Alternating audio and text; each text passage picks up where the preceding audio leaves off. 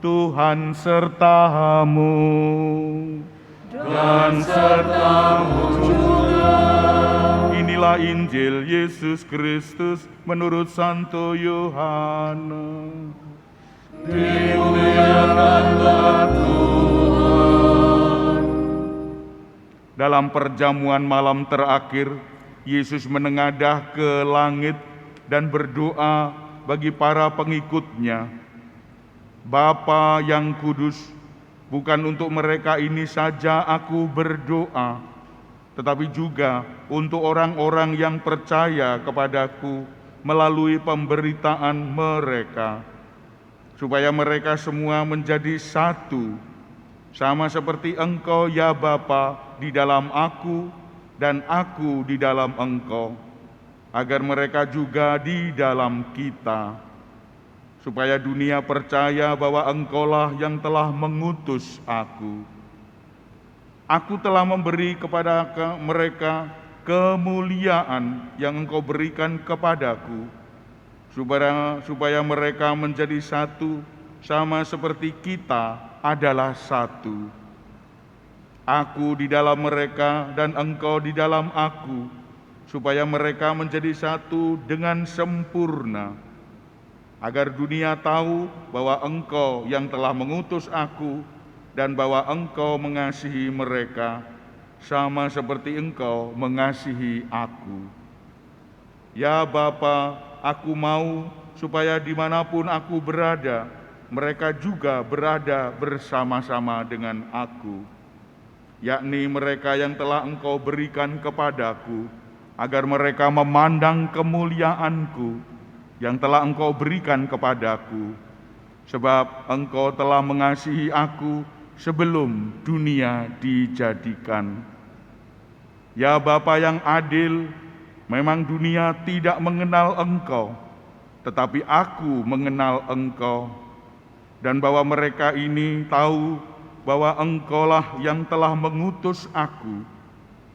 Aku pun telah memberitahukan namamu kepada mereka, dan aku akan memberitahukannya, supaya kasih yang Engkau berikan kepadaku ada di dalam mereka, dan aku di dalam mereka. Demikianlah Injil Tuhan. Terpujilah Kristus.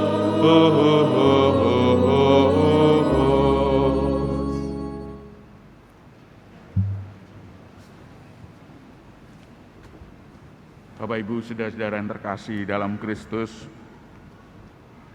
kita masih ingat bahwa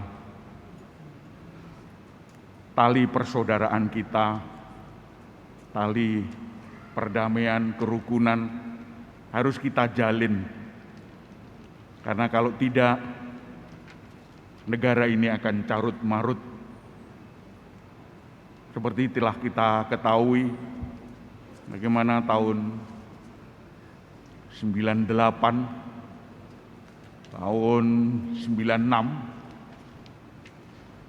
di mana Situ Bondo meletus, maka bergolak daerah-daerah lain, dan itu terus sampai tahun 2000-an. Bapak Ibu saudara yang terkasih, tali persaudaraan ini penting. Kalau itu tidak terjalin dengan baik, maka inilah jadinya. Yesus mengajarkan kepada diri kita agar kita berdoa, menjalin relasi, menjalin komunikasi dengan Allah khususnya, karena Allah satu-satunya yang membuat damai dan kerukunan. Allah lah yang membuat kita semua bisa berkumpul di sini dengan aman, dengan lancar. Ibu, bapak, saudara-saudara yang terkasih, kalau Allah komunikasi ini dilancarkan dalam diri kita, maka kita pun akan sungguh-sungguh memberi sebuah pemandangan yang indah di lingkungan kita masing-masing, di wilayah kita masing-masing.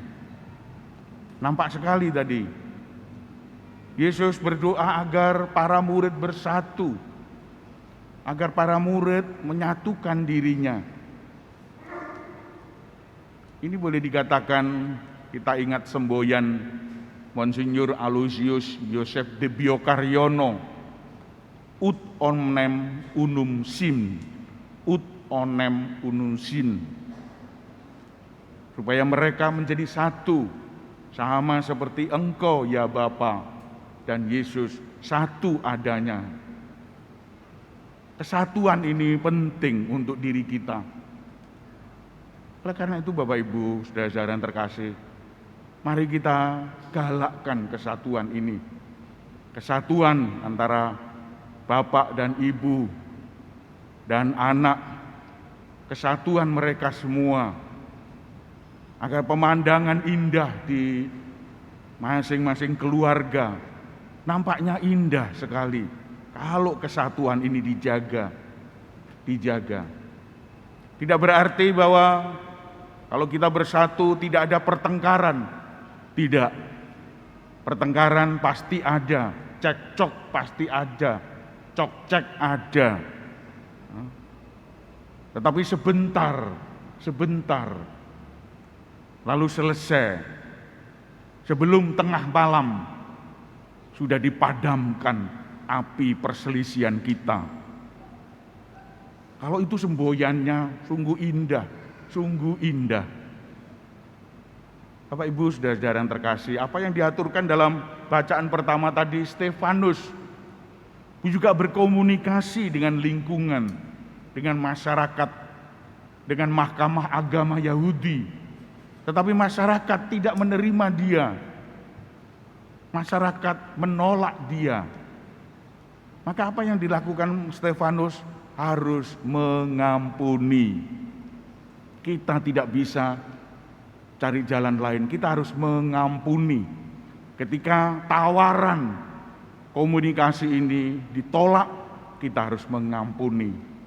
Besok lagi komunikasi lagi, diampuni lagi. Komunikasi diampuni, terus menerus diampuni. Kita hanya bisa mengampuni.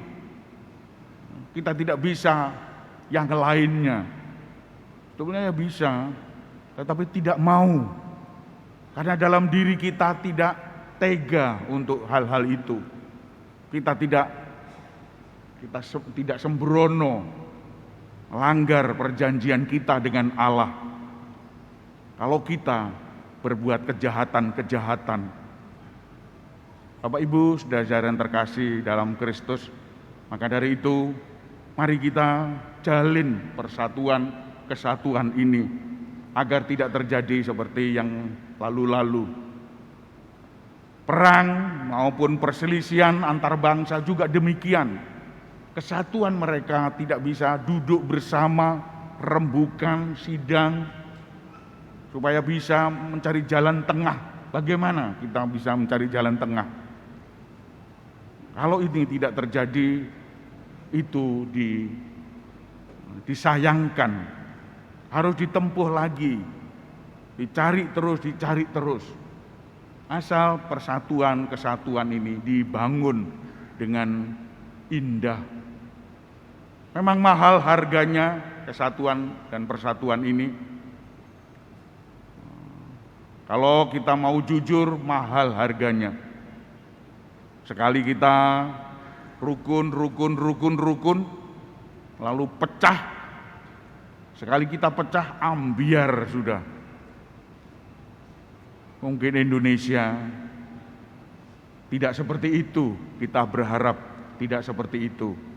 Indonesia sudah rukun, tidak bisa dipecahkan oleh perselisihan semacam itu. Keluarga sudah rukun. Untung kita diikat oleh perjanjian satu istri, satu suami selama-lamanya, monogami abadi. Kalau tidak diikat oleh semacam itu, pecah, sudah hilang. Sama seperti tetangga-tetangga kita yang lainnya itu. Pecah. Perkawinan yang tidak diikat oleh komunikasi, jalinan kebersamaan terus-menerus akan pecah. Mahal harganya karena sakit hati. Orang yang memelihara kerukunan, kedamaian sakit hati. Bagaimana tidak, dia selalu mencari gara-gara. Mencari perkara yang lain. Kalau dituturi, tidak mau, ya sudah. Tapi terus-menerus mencari gara-gara. Supaya bentrok, supaya clash. Tapi kita untung tidak mau. Untung ada belas kasih Allah di dalam diri kita. Ya wis lah, sing waras ngalah, sing waras ngalah. Terus ngelus dodo. Meskipun dia seperti itu adalah suami saya, itu adalah istri saya. Apapun yang terjadi pada dirinya, di depan mata kelihatan, loh iki loh kesalahanmu, tapi ngelus dodo. Kalau dipertahankan seperti itu, sungguh itu mulia. Memang mereka harus habis-habisan mempertahankan perkawinan yang satu itu. Memang kesatuan itu mahal, harus kita akui. Maka dari itu kita tidak bisa menolak kemahalan kesatuan ini. Makin mahal lagi kalau kita bersatu dengan Allah. Pendeknya kalau Allah itu menjalin kita bersatu dengan Allah, maka beres sudah. Kita takut akan Allah, takut akan kemarahan Allah, takut akan hukuman-hukumannya. Sayang, Allah itu diam saja. Kita berbuat jahat, lihat Allah diam. Allah membiarkan kita. Kita terus bandel. Kalau hanya begitu saja, nyata bahwa memang masih muda. Kita masih muda seperti itu. Tapi kalau sudah tua, lalu sadar akan dirinya, lalu mulai menyadari kondisi dirinya bahwa dirinya penuh dengan dosa, lalu dia bertobat lalu mati. Untung muda, berbuat dosa sembarangan, lalu tua mati. Untung masih ada pertobatan lalu mati. Bapak Ibu, saudara-saudara yang terkasih, kita tidak bisa berbuat apa-apa, kita hanya bisa berkomunikasi dengan Allah. Berkomunikasi itu berdoa, mengungkapkan apa yang kita rasakan. Berkomunikasi membuat gereja kita berkembang. Lihat, gereja ini berkembang karena komunikasi itu. Dengan bangsa-bangsa, dengan kepeduliannya, gereja berdialog. Gereja semakin lama semakin berdialog dengan kondisinya sekitarnya.